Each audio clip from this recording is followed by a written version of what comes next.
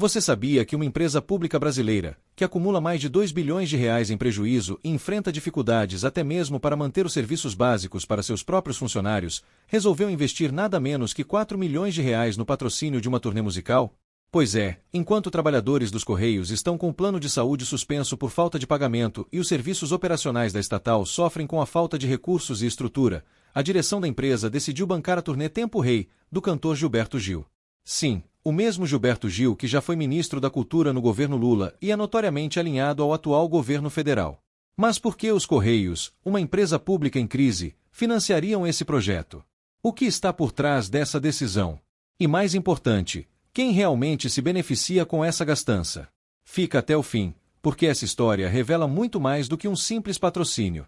Ela escancara o grau de aparelhamento das estatais brasileiras e a maneira como o dinheiro público está sendo usado para beneficiar aliados políticos em detrimento do interesse público.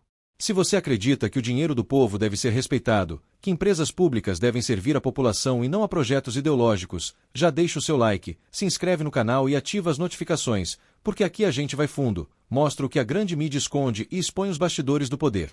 O caso veio à tona após o deputado Luiz Felipe de Orleans e Bragança, PLSP, solicitar oficialmente ao Ministério das Comunicações acesso aos documentos que justificaram esse patrocínio milionário. Em seu requerimento, o parlamentar destaca que os Correios vivem uma situação financeira crítica, com sérias dificuldades para cumprir suas obrigações legais e trabalhistas, e que, portanto, não faz o menor sentido direcionar recursos públicos para uma ação que tem retorno institucional duvidoso. É alarmante, afirmou o deputado.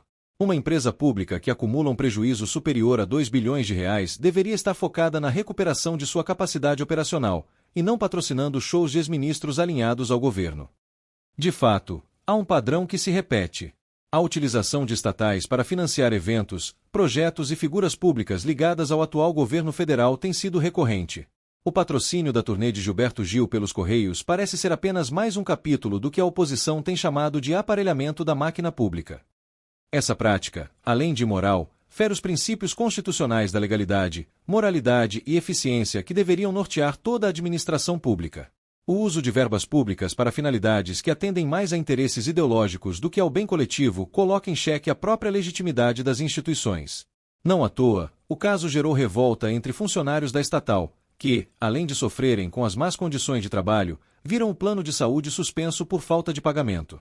Imagine o trabalhador dos Correios, que todos os dias lida com a sobrecarga, a falta de estrutura, a insegurança no emprego, descobrindo que a empresa que deveria priorizar a sua saúde está despejando milhões em shows. Essa indignação também foi expressa por parlamentares da direita.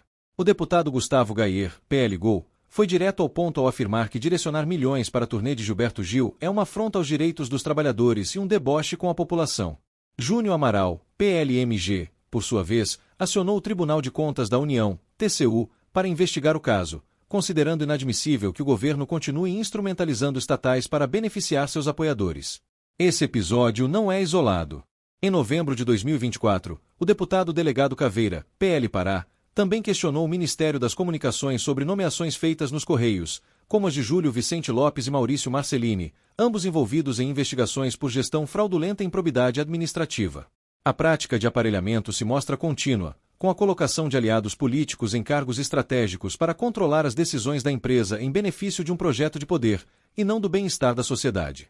Essa lógica, infelizmente, se estende a outras áreas da administração pública.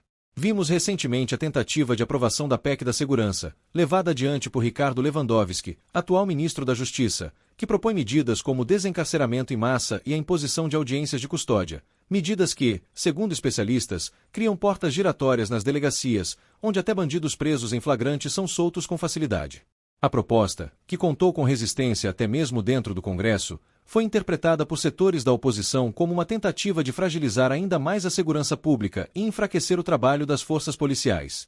Não é por acaso que tantos parlamentares alertam que hoje, no Brasil, a culpa da violência parece recair mais sobre quem protege a sociedade do que sobre quem a ataca.